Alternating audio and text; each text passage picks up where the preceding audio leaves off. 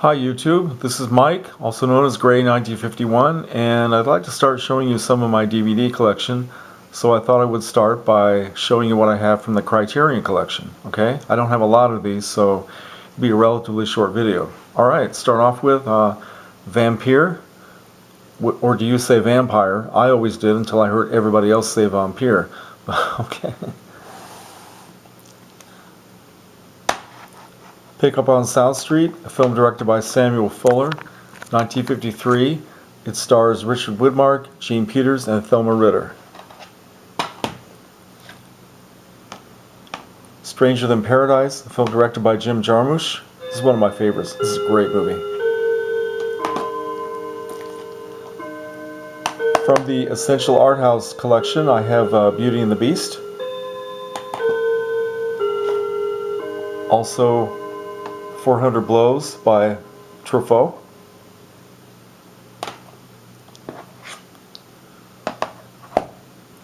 Here's a classic French horror film called Eyes Without a Face, released in 1959. This is a great movie, very, very creepy.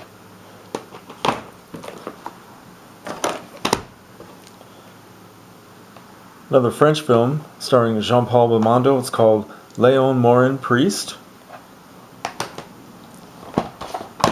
And here is the 2-disc edition of Carnival of Souls, released in 1962.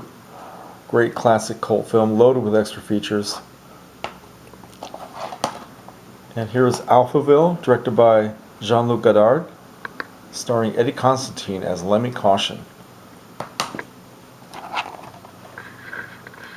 Here's The Blob, starring Steve McQueen. Everybody likes that one.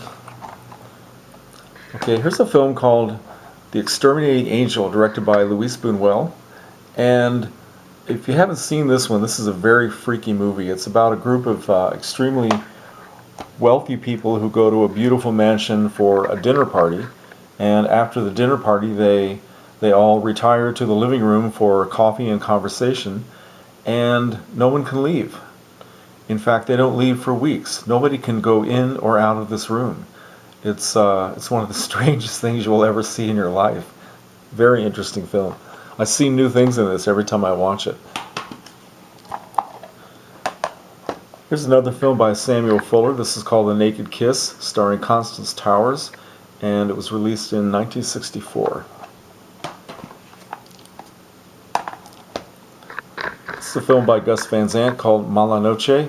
I think all the actors are non-actors, and has a very grainy black and white look to it. Interesting movie.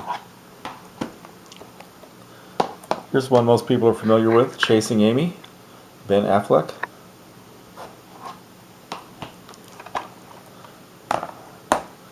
Okay, this is a film directed by Michelangelo Antonioni in 1960, La Ventura, which of course means the adventure in Italian, and this stars Monica Vitti.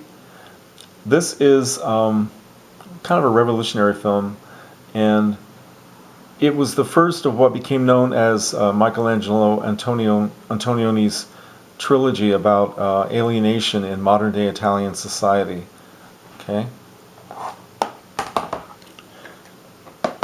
and this film is called L'Eclisse, also by Antonioni, which means the eclipse. It stars Alain Delon and Monica Vitti. This is the third movie in that trilogy about alienation. The second film in the trilogy is not put out by Criterion. It's called La Notte, which means the night, and it stars Marcello Mastroianni, Jean Moreau, and Monica Vitti. And I have seen that, but I don't have it. Another film by Antonioni is called The Red Desert, starring Monica Vitti. This is the first film that Antonioni did in color, and it's a very, very strange film, again on the subject of alienation and desperation. Monica Vitti plays a woman who lives with her husband and young son in this ugly, hideous, bleak industrial atmosphere where all nature is just pretty much destroyed, and she's just understandably very, very depressed and very confused. Very strange and beautiful film. Here's a documentary called For All Mankind, which of course is about the moon landing, 1969, and you can see that I have not yet opened it. Alright. Here's a film called Young Torless, directed by Volker Schlondorf in 1966. And I bought this because Barbara Steele has a very good supporting role in it. Another film by Louise Buñuel called Viridiana, released in the early 60s. This is about a woman who aspires to be a nun and then changes her mind. I can't remember exactly why. I've only seen the film once, but then she decides to still do saintly things by letting poor people and homeless people live on her uncle's estate, which she inherits, and finds out that being a saint is not as simple as she thought it was going to be. A very, very interesting movie. And here is The Seventh Seal, directed by Bergman. Beautiful movie. And this is Monterey Pop, the film about the Monterey Pop Festival in 1967, where artists like Big Brother and the Holding Company, featuring Janis Joplin, Jimi Hendrix, The Who, were all kind of introduced to American audiences. And this is a very good movie. There's a longer version of this which features more and more musical performances, which I do not have. It's a little bit expensive.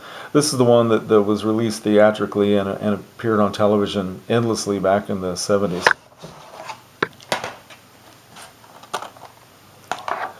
This is a documentary called The Times of Harvey Milk, about the San Francisco supervisor who was assassinated in office.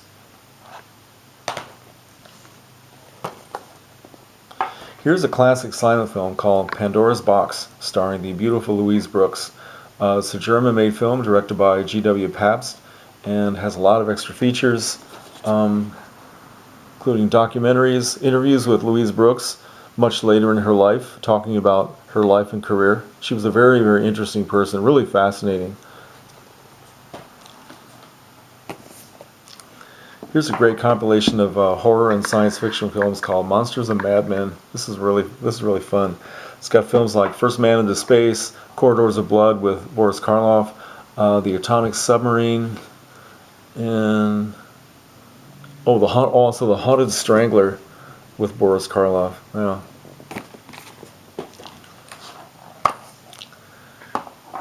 And this is a classic that almost everybody knows about. It's Fellini's 8½, released in 1963. It was actually filmed in 1962, but it took him forever to edit it. And this stars Marcello Mastroianni, Claudia Cardinale, Sandra Milo, Rosella Falk, and Barbara Steele, which of course is what attracted me to it in the first place. But I love the film for itself. It's really wonderful. One of the best things Fellini ever did. Gorgeous black and white photography.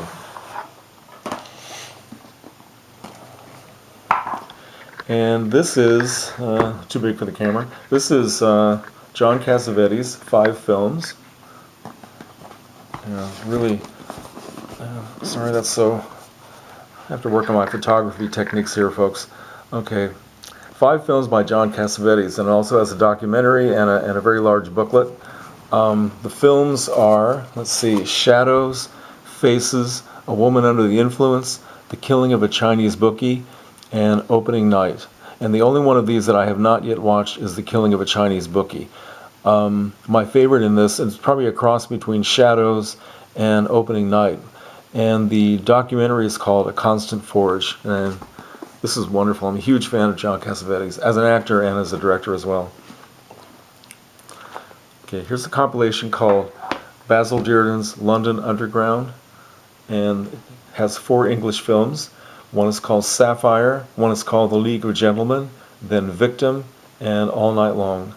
And the only one of these that I have not yet watched is The League of Gentlemen. I'll get around to it sometime. Okay, here's a film called The Night of the Hunter. One of my favorite films of all time, which I made a video about this, doing a review and commentary.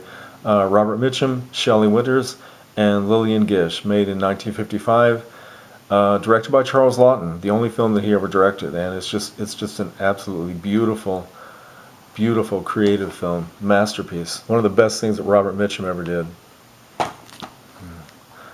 Okay, here's a film called The Sweet Smell of Success, released in, I think it was 1957, I believe. starring Burt Lancaster and Tony Curtis. And interesting film.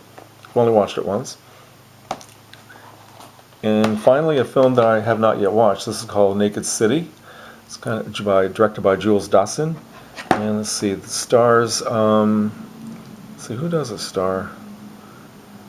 Actually, I know very little. I know very little about this. I have not yet watched this film at all. But it's kind of a documentary film about investigating a crime, and it was released in 1948, black and white photography. So eventually, I will get into it. Okay, so that is my Criterion collection, and try to get on to showing you other things in my DVD collection as well. So, all right, thanks for watching. Comments are welcome.